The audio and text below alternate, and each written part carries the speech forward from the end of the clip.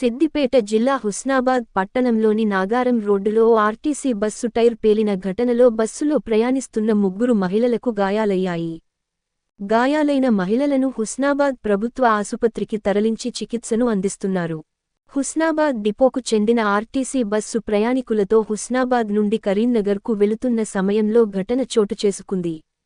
Bus tyre పేలి పెద్ద శబ్దం రావడంతో ప్రయాణికులు, చుట్టుపక్కల వారు భయాందోళనకు గురయ్యారు. నిత్యం వాహనాలతో రద్దీగా ఉండే నాగారం రోడ్డులో ఆర్టీసీ బస్సు టైర్ పేలిన సమయంలో పక్కకు వేరే వాహనాలు లేకపోవడంతో పెను ప్రమాదం తప్పింది. ఆర్టీసీ బస్సు నిర్వహణ లోపం వల్లే ప్రమాదం జరిగిందని ప్రయాణికులు ఆగ్రహం వ్యక్తం చేస్తున్నారు.